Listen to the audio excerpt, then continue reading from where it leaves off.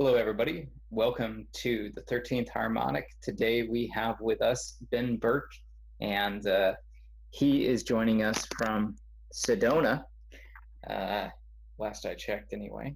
And he coaches entrepreneurs regarding how to not only build a business in this, 3D physical matrix that we're operating from, but also to do so with the highest of intent and really enhancing their level of consciousness and the integration with their soul and their ability to hear, spirit's guidance working through them. So this is a man who's doing a lot of great work out there, and I'm super stoked to be able to bring him on the show today. So thank you so much for joining us, Ben. If you have any further introduction for yourself, feel free. Otherwise, we'll just kick it off and see where we land. It's great to be here, Taylor. Yeah, go for it. Let's jump in. All right. So, oh man, yeah. Well, let's just talk about the energy first off in the room, because I've noticed the last few weeks the energy has really been picking up on this planet. I don't know, how's your the stability in your physical matrix these days? Have there been any bumps or adjustments in the last few weeks? Constant in the last few weeks. Yes. So we had, I guess I'll start with kind of my family. So where I'm at, yes, I'm in Sedona. I have a wife, a partner. Her name's Katie, and we have two children. A 4-year-old girl named Lincoln and a 1-year-old boy named Isaac. So particularly in the last 3 weeks, we have all been sick, to use a three-dimensional term, as you might say. We've all been pretty sick with a cold, basically, and so that has basically knocked us out from a lot of our typical routines in terms of sleeping. I've been napping almost every single day. The kids are like out of control off their sleep schedules, up at like 3 a.m. Wanting like dinner and breakfast, whatever it is at that time. So I'm doing the dad thing, and being a father and being a custodian of their consciousness is kind of one of the primary things that I do. And so the last 3 weeks, that's really been up. I think what it represents is a lot of clearing, a lot of like stuff from within coming out through the vehicle of Iris. So, as you know, everything's holographic. And so when you're tapping into these higher levels of consciousness, a lot of your experiences for you to learn, in some sense, what the collective version of you is going through. And so if I were to attribute my last 3 weeks experience of needing a lot of sleep, desiring a lot of rest, really kind of like eating a lot less, drinking a lot more, spending more time in the home, not doing as much physical activity. It's kind of a period of reset in that sense. So I think that's probably what we're feeling, and I would say is probably somewhat represented by the collective of kind of like going within, using a vehicle of discomfort to bring out things that need to be looked at. As we tap into the collective, Katie and I both are feeling that. We're feeling a lot of things coming up for people. I would say that was probably like a month to 3 weeks ago where we're feeling a lot of that, which kind of then kicked into going within. For us, it was the illness, but I think for a lot of people, it's a discernment around truth, around information. It's a discernment around health. There's a lot of that going on right now.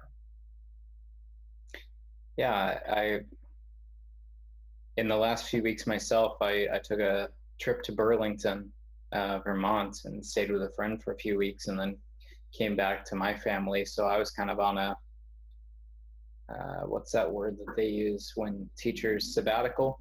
Yeah, I was kind of on a sabbatical for a couple of weeks, and now I'm back with it. Got a lot done on my website in the meantime, and every day I wake up and I'm just adding new content. Like, I've got a to-do list for myself, and I just try to check something. I do check something off every day, but usually I add something back onto the list as well. So it's not like the list is getting shorter. but Mhm. it's an opportunity for me to have something that I'm building that feels like some sort of a contribution to the world. It gives me this matrix in which to take all of these mental and emotional manifestations that have been flowing through me for so long. It gives me a vessel, a vehicle to finally begin to be grounding that into the physical plane, Mhm. even if it is through the medium of a website. I Mhm. have a deeper level of physical grounding that will come eventually. I'd love Mhm. to, found my own academy and have a physical grounds that uh, I'm kind of a fan of the old school martial arts systems in schools where, the students come and they live on campus basically, and you learn under your sifu for 5, 10 years or whatever, and you just become very, very good at something that matters to you. Mhm. And I think that the mastery of consciousness is really where this planet is going right now. And there's seems like there's two inherent ways to approach that. There's the receiving side and simply opening up to allow more of self to flow through. And then there's this electrical or, yang energy, whatever you want to call it, this projection and creating containers to trap the light, so to speak, and really make it shine. It's Mhm. like creating a gemstone and then, you know, pulsing a bunch of light into it and having it slowly radiate for the next 1,000 years or whatever. It feels like that's Mhm. a little bit what we do with human avatars, right? You funnel Mhm. all this light into something and eventually it breaks out of the container. But Mhm. there's this process of opening up the cocoon from within. Mhm. Yeah. Yeah, what I'm also guided to say is it's such a service in and of itself for somebody like you to be holding high levels of consciousness, to be kind of deliberately learning and experiencing and integrating expanded perspectives. Um, it's such a what we talked about before we jumped on here with sacred sacred geometric structures and holographic ideas. It's such a service to do that, and then to also kind of consciously choose to prioritize your physical needs and your third dimensional kind of reality, because it is it's just really easy to not do that. As somebody who comes from the business world and the finance world and the MBA and the academic world and all that, and waking up and seeing all of my friends that are have not put their third dimensional needs into the equation. It's such a service to say, okay, I'm doing this. I'm not losing anything. I'm doing it. And I'm going to still continue to dream about what it is that I see as an ideal reality, both for me and in some semblance of how I envision the new earth to be. Because when you are doing all of those things, which are basically three things, you're holding this high level of consciousness, you're grounding in your experience with the physical needs being met and seeing that reflection through synchronicity and through earned labor and all these other things come to fruition. And then thirdly, you're bringing in the visualizations of what you believe the new earth to be. There is so much that's metaphysically happening through your vehicle. It's it's one of those things that you're not going to get reflected to you very often as as being a crucial role that somebody like you is playing. Well, yeah, it does seem like there's this limitation that's put on the game of consciousness, and I think it's just an inherent aspect of evolving from being this little tiny fractal back to the experience of being something larger. But in reality, it's also the experience of being a seedling and then growing through that process. It's like, in a way, there's some aspect of self that knows it's a tree, right? Mm-hmm.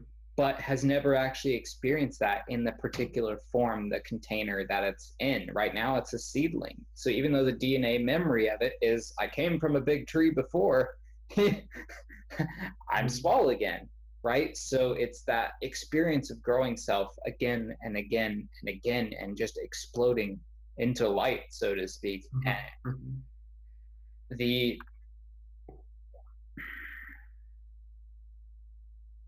the physical body is always doing something.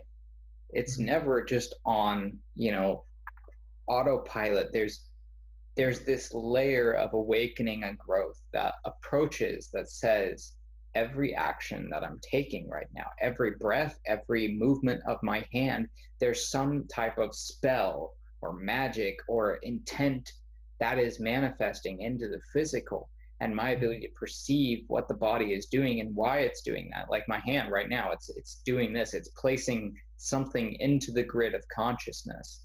And Mhm. my ability to perceive what that is in part tied to hearing myself speak, actually hearing the words, but also being able to perceive those multiple layers of time and space as they are unfolding, because those moments of unfolding is also a now moment for whatever it is that's experiencing that. So Mhm. we were talking before we got on the recording here about just this morning I was having a dream where I was seeing a rainbow and I was hearing different tones of, as I was looking at different bandwidths of light. Mhm. And there's old texts that say, certain bands of light sound different. But it's Yeah. like, how many people are taught, or at least in my experience, that wasn't something that I was taught growing up, was that, oh yeah, light has a specific sound. Mhm. It makes sense from an energetic perspective that everything, as it's shifted through octaves, eventually it's going to reach the sound octave, whatever that Mhm. is. But the Mhm. ability of 3D mind to actually translate that in a way Mhm. that's understandable, that's one sign to me that I'm approaching a different level of conscious awareness and integration. It's almost like finally getting a download off the internet and being able to run it on your computer, because maybe the hardware wasn't up to spec. It's like Mhm. minimum system requirements, and it, Mhm. or the internet's too slow. There's so many different metaphors with technology that can be wound into what it's Mhm. like to wake up as a multidimensional being. Mhm. So what's something that's come in for you within the last month or so, or even this morning? Who knows how recently it's come online, but what's some sort of a new ability or skill, maybe not new, but Mhm. reawakening within you right now that you've experienced recently? Mhm. I'll say two. One was just specific because it is relative to your experience, and then I'll have another. The first is this hearing of colors, the interaction of sound vibration with colors. Probably a couple months ago, and I've had this experience a few times before, but during a meditation, more so removing any of the clairsentience or the claircognizance or the clairvoyance, and moving into clairaudience as it relates to my chakra system. So using my clairaudience to interact with my chakras as it relate at that time as it related to emotional traumas or emotional kind of releases. It was a cry all night type of experience, and as opposed to in the past where you're going within and you're thinking about all the things and they're coming up to be released and you're seeing the things and you're feeling the things with your senses. I was more so hearing them as I went through the different ideas. I was hearing the vibrations. So as I was moving through, particularly it was from my third to fourth into really an appreciation of the wholeness of a particular relationship in my family, that I could feel that self-awareness and self-confidence move into my heart. And as that feeling went away, I could just hear it. I could just hear the different um, sounds again with my inner hearing. So that was, just to reflect to you, that is a part of the ascension process. 100%. The elevation and expansion of the extrasensory perceptions, and particularly hearing, will be one that I think we're going to be doing a lot more listening very, very soon. And then collectively, that is. And then, more recently, in terms of like abilities, I would say it's like really seeing everything. We talked a little bit about this. Everything is in alignment. And in our life, in my life specifically, what's been coming up that has, been the ninja skillfulness has been around seeing everything as in alignment.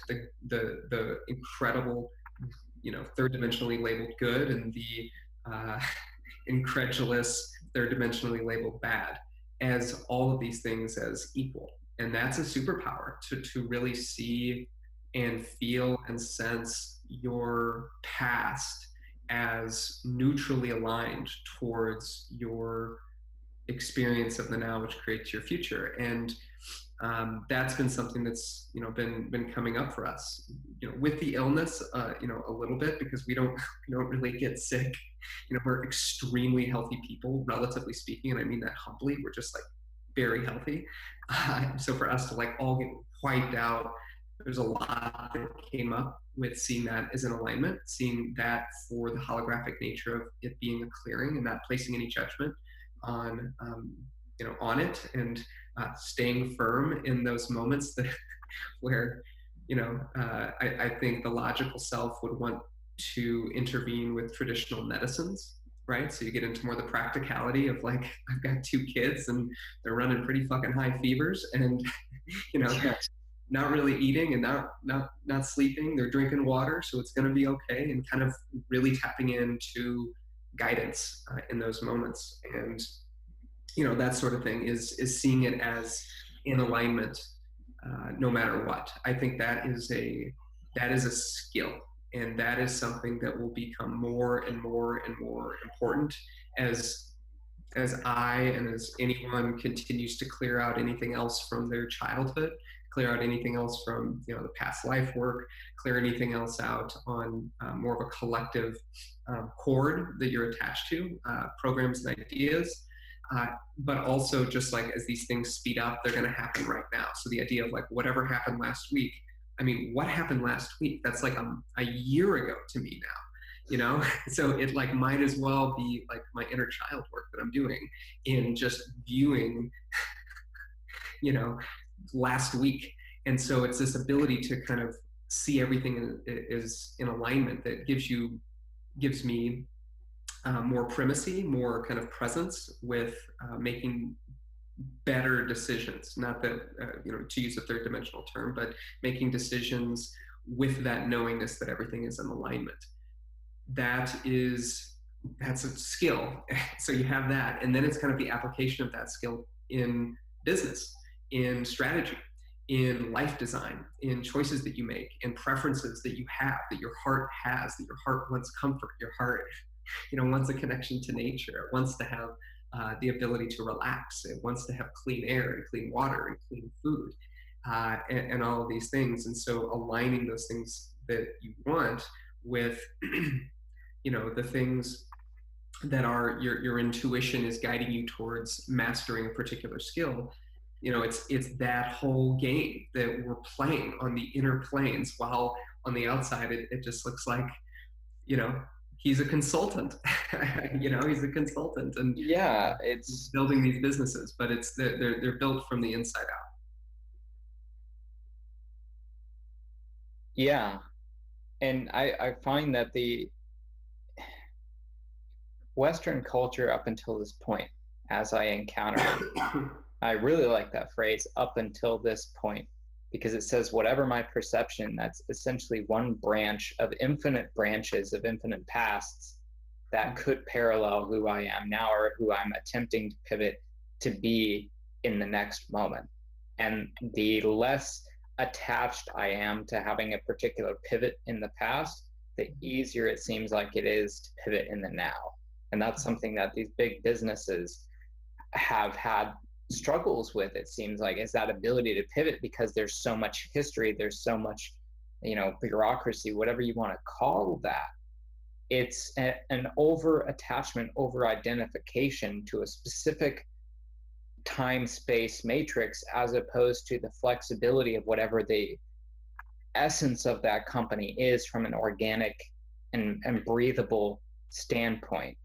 Mhm. I know that may have come across in really odd languaging for No, I some mean, it people. represents itself on an individual level as, like a sunk cost fallacy, right? When you believe that you've invested so much into something, be it yourself, be it a business, be it an idea, be it a concept of what your life is, that you feel as though that inertia drives you towards to continuing to try to manifest that. That happens on an individual level. It happens through, organizations and businesses when they talk about their history and their traditions and how, important they are. And in some sense, they are incredibly important. What you did got you to where you are now, but that has absolutely no bearing on where you're going unless you decide it to be. And so, yeah, we see that, nimble business creation is the thing. It's where we're going. It's where we already are. The creator economy, the ability to earn money with a microphone and a laptop, as we're doing in this sense, and working with people and promoting. This is all part of the nimbleness. This is all part of the embodiment of change, the embodiment of the identification with the quantum um, probabilistic consciousness. It's all adaptation. There's Yeah. no sunken identity. There's no stagnancy in that sense. Yeah, that's all absolutely coming up for a lot of people, and for these micro economies that are being formed on the blockchain and that are being formed on different types of technology. It's all being represented It's funny because that whole technology of blockchain in a way is based on open source and decentralized. Maybe there. not all of it's open source, but the concept is that multiple chains can then validate what's been processed through one block or whatever, right? Mhm. So, and it's not all stored on any one particular server. It's in a way what the individual person is within the space of their community, right? Because that whole community, in a way, has contributed to whatever that individual is. And that individual has enough reflections from the community that if they go too far off their initial pattern, there's pushback. Mhm. And I think pushback is the universe's way of asking you, are you serious about this? Because it's almost like there's this safety perimeter that's constructed to kind of almost like training wheels or, whatever. It's designed to keep the body centered within a certain uh, alignment. Mhm. Whatever that inertia has been up until now in life, it takes diligence and dedication, it seems like, to shift one's life trajectory. That's why some people have that experience of near death and then suddenly they come back and they're different. I don't think that that's a requirement. I think that that's a sign that, well, your life could change and that you chose to encounter that type of experience on some level of your being in order to drive yourself in a different direction. Mhm. But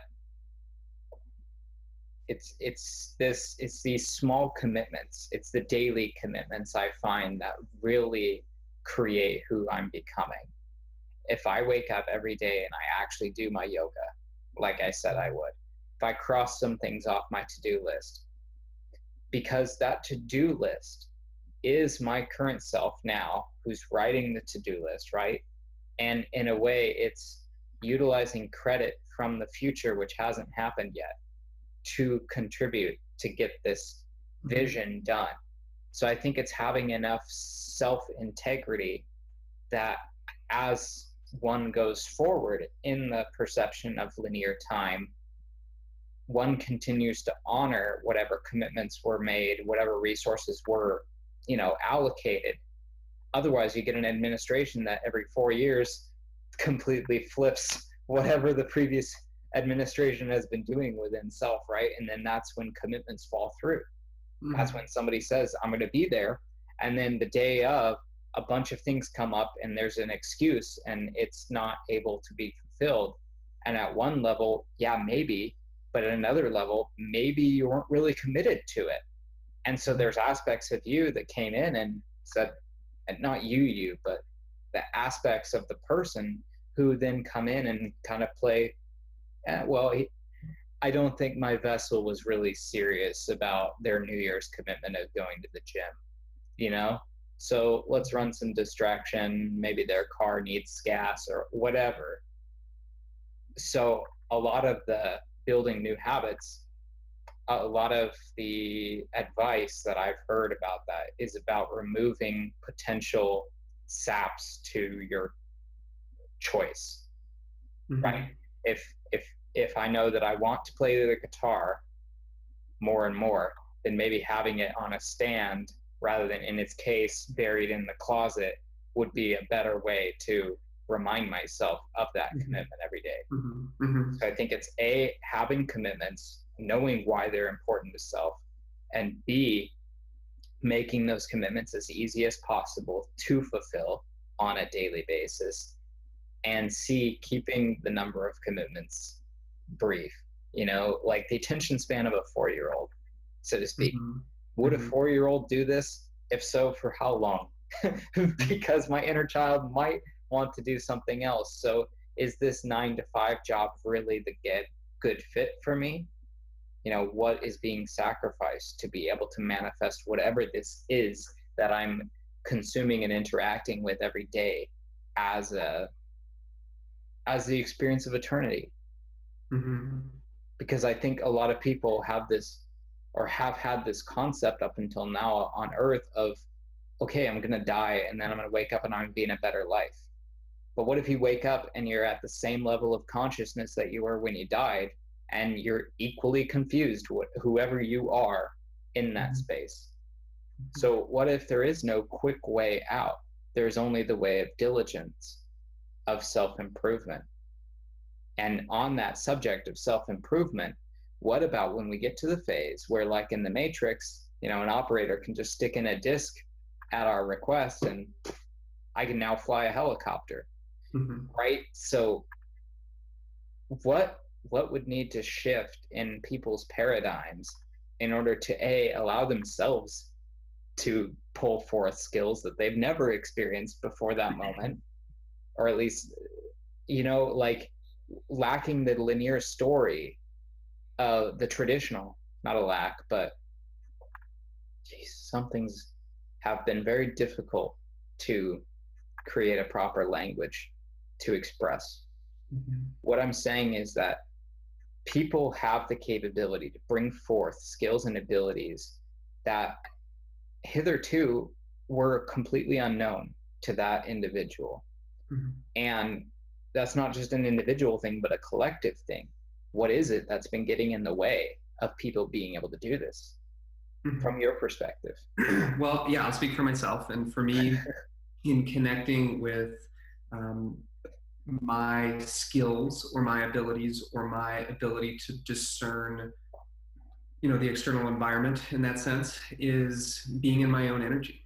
And so as and that wasn't always kind of a conscious decision. It was part of the life's theme where, although, did great in school, was, you know, uh, athletically gifted, you know, jumping into businesses, having success there, but it was still a sense of kind of being different, both on the positive idea and kind of the negative idea, and like not fitting in. And so what, from the higher, more expanded level of consciousness, understanding the intention for the incarnation was very much to be in my own energy. And so that, holographically represents itself down into the food that I choose to eat, which is, you know, kind of minimalistic, and eat a lot of rice and beans and drink pure spring water, to the media that I consume, which is almost nothing, where we haven't had a television in 5 years, and don't have excitement for bringing that influence in. So I think that's like most of it. That's like most of it for getting in touch from within, and to understanding more of your expanded self. I think if that's the question around the skills and abilities, which are just a manifest from knowing more of who you are, remembering more of who you are, that drive that many people believe in terms of needing social interaction Mm-hmm. and needing a certain number of friends, a certain social calendar, a certain type of partner, a certain type of family support, those sort of things are not universal. And my experience with myself, and I'm still speaking with myself, is there's a balance for me in seeing what family traditions and friends and social circle activities were actually exciting for me, and which of those things were not, and were you know, up until that point, they may have been exciting and desirable, whether or not I experienced them or not. And then in that moment, it's a recognition of, is it desirable, is it exciting or not? And the more and more recognitions you have around your own sovereign desires, the more your intuitive, telepathic, whatever abilities, claircognizance, whatever it is, are going to come out, because they're already there. There's, in my kind of view for myself, is I've never really needed to develop these skills. It's never been like a training program as much as it has been a deprogramming, you know, endeavor, and really just kind of removing things that I added on intentionally throughout my life with ideas and beliefs and things that were absolutely necessary for my evolution, but were no longer necessary. And as I did that, the downloads happen and the opportunities come, and I can quit my job, and now we're in Sedona and we have a house, and we're, writing and I'm recording, and I'm just like working with people, and it's just like these things just kind of like happen when you remove the resistance to them happening, whether it's the physical manifestation of that or as represented by your inner abilities. They just happen. You just know more. You just feel more. You feel more accurately when you don't have them. And so, that's been my journey. It's just kind of like really being in my own energy as much as I can with my conscious attention. Yeah, it really feels like there's been this cycle that validation has to occur in order for change to then be authorized by the logical mind. Like there's this little checkbox, and if the logical mind doesn't understand it, resources just seem to disappear rather than be allocated to where the inner child is saying it wants to see things. Because, I'm like, I want to see spaceships. I want to see people driving Teslas everywhere, or Tesla's driving people everywhere, I guess would be a more appropriate way to say that for into the coming. So it's like all of these things, it feels like there's been this conscious co-created experience that was created from a level of unconsciousness. Mm-hmm. And now as consciousness is actually coming into play, there's almost this retraction into, okay, well, I'll just create for me, because I don't know how to create with others in a healthy way, obviously, if this is what I was raising myself through. But then I think there's that time where one begins to approach reality from a sports team metaphor. If I could be the quarterback, I'd like to be the quarterback, or I want to be the wide receiver. I'm somebody who you could throw something, 10 light years in the future, and I'll be like, bam, I'll catch it and ground that into the field and get us the touchdown. But like, I need somebody who can throw that, and I have to train myself to run really fast, avoid interference, and be able to catch that, probably one-handed most of the time, and still, get as many yards as possible. And I never played football growing up, but there are certain setups that almost are constructed upon the layer of working as a team. And I think that truly healthy co-creator teamwork is something that can revolutionize a community overnight. We've all known at some layer that if all the humans on this planet decided tomorrow to address making sure that there's clean water everywhere for people to drink, if everybody focused on that for one day, and just that's what we worked on, that's what we figured out, okay, how do we do this? And then we remove all resistance to whatever the solution is and you just implement it. within 24 hours, the entire situation on the planet could change. Mm-hmm. Obviously, that's like best case scenario type thing, right? But it's validating the change that's going on within an individual, and then almost like up leveling the perception in that individual of what their community is capable of. Because there are so Mm-hmm. many spaces where I was holding myself back because I thought others were not capable of contributing at the level that I was. So I was almost trapping myself in this teacher role, as opposed, or Right. I'm always going to be writing books. These people are going to lose the books or lose the language, and then I'll come back for another incarnation, and I can't even read my own field notes because that civilization crashed after 5,000 years and I reincarnated 20,000 years later. Mm-hmm. Or whatever that Mm-hmm. is. So as we move into that conscious field of co-creation, what is it that's really gonna, how is it gonna start? Yeah, The I think it starts with you and your neighbor, you and your friend. So how it starts is just like Yeah. open your eyes and look around. I think there's a sense of responsibility that is exciting for some of us to like take on in terms of like we're helping people, we're moving the planet in a more aligned direction, and that that's a limited hangout, right? You're not going to be there very long, and so I think where it starts is like, well, how's your relationship with your mom? How's your relationship with the people that have showed you support? How's your relationship with your family? Do you know your neighbors? Do you connect with them? Uh, you know, I mean, it's just like look around. I think it's overcomplicated many times. This is speaking from my own experience, Mm. not anybody else's. That I have tended to overcomplicate this um, ascension process. It's not complicated whatsoever. You're simply looking around and loving people as much as you possibly can. I noticed a self-correction there because I do the same thing. Um, you said I tend to, and then I have tended to almost Mm-hmm. immediately after it, because Mm-hmm. one is like creating a now manifestation, and the other is creating more possibility, You're right? absolutely right. And you were conscious while you were doing that, right? Mm-hmm.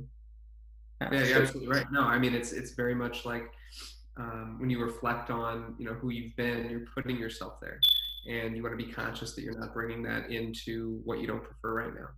we're getting validation. You hear it? I do. Yeah, it's a smoke detector that, as we're speaking, has just run out of It's batteries. getting too hot. That's what's going on, right? It's very fun. No, I was just thinking because there were moments where I felt there was truth being validated, and sometimes I like feel burp when that, but sometimes there's environmental things like my wife's computer will beep or whatever right after I make a statement, and it's like Mhm. boom, that's it. So I think Yeah. that No, it's the conscious matrix. Yeah. ex- No, it's you gonna it's can't gonna make keep this shit up. keep getting Like validation. this is what life becomes as more of that inner child is allowed to surface and is given the the secure space in which to actually explore itself. And I think that Mhm. that's something that I didn't experience and up until now.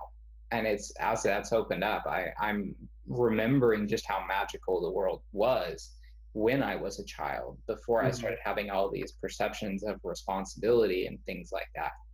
And it's Mhm. not that one becomes a child in the sense that they're incapable of taking care of things, but it's like creating a world where play is a priority, Mhm. and that the stuff gets taken care of so that play can occur very easily and is the Mhm. vast majority of the time. There might Mhm. be some time where it's a little bit less fun, but that becomes less and less the more that validation comes in and supports. Like today, I went to get some poutine. There was a little resistance to that because money's still been a little bit of a challenge for me. But I had the money on the card. I knew I had the money, and for some Mhm. reason, it wouldn't run. Mhm. So I was Mhm. able to run it for a smaller amount, but the amount originally was 1121. Mhm. And as my wife was standing there with me and they told me the amount and it wouldn't run, she started to access her bank account and it wasn't working either. But her phone said the time was 1121. So it's like I'm being given an order total that perfectly coincides with the exact time that it is in my local network, so to speak. Mm-hmm. As I say that, the timer goes off on my phone. So we got it in here for about another 10 minutes or so. Mm-hmm. It's just it's one of those things where synchronicity. yeah, synchronicity is about your perception of it, right? I mean, synchronistic events are happening in every day for everyone, not just people with high consciousness. Yeah. Right? I think that's like a total misnomer in my experience, is that synchronistic events are happening to the people that are experiencing the most trauma just as much as those that are experiencing the most bliss. And so where synchronicity is exciting is through your perception.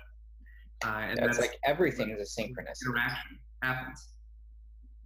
I mean, everything is synchronized in some form, or there'd be no perception of it, period. Right. Right. So it's a matter of it's like, for me, the synchronicity, noticing it, acts as a conscious reminder that I'm exactly where I need to be. And that the most important thing is for me to recognize that and allow that frequency to be held in that moment, that I am where I'm supposed to be. Whatever happened before this moment, whatever happens after this moment, right now, I'm where I need to be. And as often as I recognize that and honor that, the more I notice the synchronicities and the more powerful they become, until it's almost like being on drugs. Like that's what I'm starting to experience. Not quite in the waking, but my dream state, definitely more and more, like hearing light. So living through these bumpers on the lane, right? It's kind of like that, and it's also just like you can prescribe the meaning. You are the one that prescribes the meaning. So for me, it's about a contract, or lack of a better word, an agreement with my higher self, that you have these things, whether it's particular numbers or particular thoughts or particular colors or particular physical things, that when they show up, they mean something to you, and you have prescribed that meaning, and you are the one that has agreed upon it. All aspects of you are doing it. So for me, I use particular types of cars. I do a lot of driving around. We do a lot of traveling, and so I have different cars and that have different meanings. And when I see them, it's just a snap that typically just means you're in alignment. But sometimes it's more of a push towards creation. Sometimes it's more of a pull towards reception. And those things have absolutely no meaning whatsoever, other than this agreement that I've had and the practice of attunement. And those synchronicities are synthetic, right? They're in kind of like a non-derogatory sense. I've just said that when this happens, this is what it means, and I'll look out for it. Well, do you feel like there's a relationship, a level of intimacy that's cultivated with whatever it is that generates these synchronistic events? Because in a way, they're like people. Certain people hang out with me. Why? Because they enjoy it, because there's a mutually beneficial energy of some kind that's being woven together. There's something created with that. I think our higher selves see us in the same way. That avatar, when that one shows up, I know it's time to get to work and build the website. When my Arcturian comes in, I know it's time to spiritualize and up level. It's time to ascend a planet. Whatever that means for the individual. And I think as those perceptions shift and up level, that ability to pivot increases. And I think that ability to pivot has always been there, but it was buried under layers of restriction or constriction or self-doubt. Self-doubt is has been one of the most pervasive forms of creating uncertainty in my own manifestation. Yeah, and probably one of the most instructive catalysts towards growth. as well, right? They go hand in hand. Yeah, it's like if a lot of people I've heard voice this thing that, oh, it just didn't feel in alignment for me. And sometimes I see that as being totally valid and true from one perception. From another perception, I say, you need to get to the gym and do some lifting, some resistance training. Because if I just always go with the flow, then I'm not individuating. You know what I mean? So it's like there's both the flowing with whatever the collective consciousness of me is and whatever I'm integrated in. And then there's also the being a personality and owning that and individuating enough to be like, I realize that my nation, my culture has been going down that path for the last 1,000 years, but I really don't feel like fighting those guys anymore. Mhm. Whatever that is, and picking one's own path. And that's one of the most difficult phases, I think, of expanding self is that willingness to leave whatever has been perceived of as home up until now and Mhm. really go on the journey. I totally agree. The whole thing is just like a dance of your identity, right? It's basically like every interaction, every kind of period of your life, every phase, every key decision is just like, who are you now? Who do you perceive yourself to be now? Who do you perceive yourself to be now? And so, yeah, when it comes to this feeling of being in the flow, there's the feeling of being in the flow that isn't your creation, right? That's the collective Hmm. inertia. And then there's the Yeah. feeling of the flow of being in your sovereignty and seeing the same thing that you saw before, the same experience that you saw before. In that sense, it's completely different, but for this analogy, it's the same thing. But seeing it as sovereign, seeing it as 100% your creation. Yeah. That's the shift in perspective. Then really that gives you the shift in experience is seeing that during this conversation right now, I'm not talking to Taylor, I'm talking to Ben, and not the ego Ben, but if we just call this idea of me, I'm talking to me. And so whatever the things that you're bringing up right now are important to me because they're what I need to hear, what I need to have reflected, what I need to contemplate, whatever the interaction of that is. It'll be the same thing in the next conversation.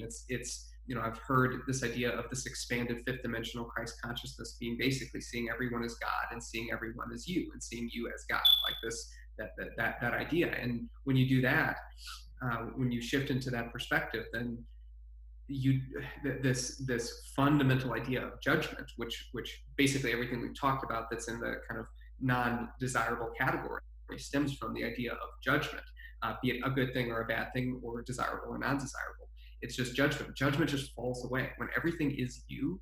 It's there's no work. Then you have a flow that is really sovereign, but paradoxically, like also very connected to everyone else and very respectful of everyone else's own journey.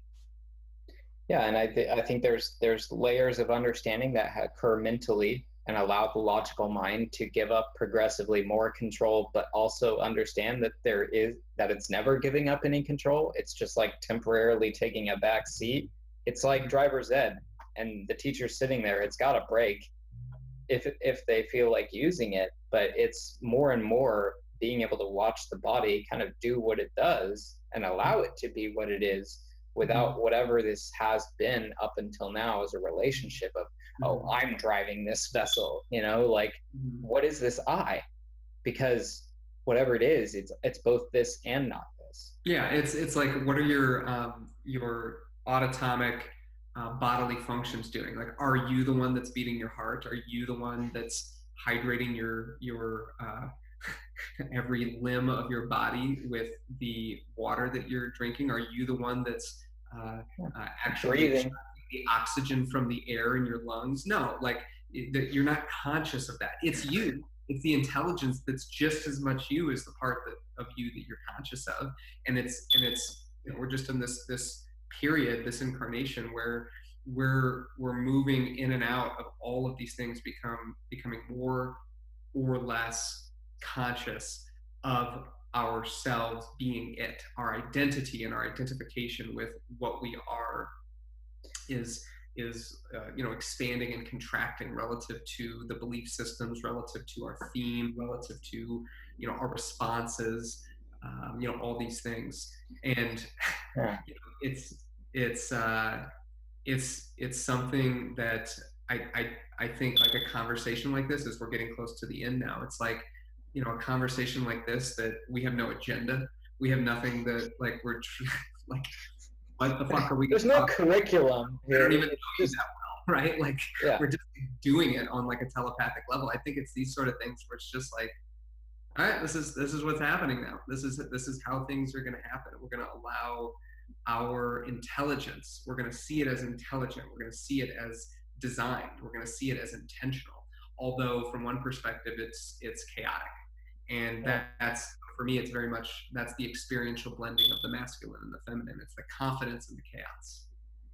And I think as one of the final things that I want to weave into this co-creation with you is that use of the word "we," because so often I've experienced up until now being triggered with certain types of we statements, certain type of we energy, and it's generally when I perceive that that being is weaving something that I'm really not interested in being a we with them weaving that, you know. So we do this.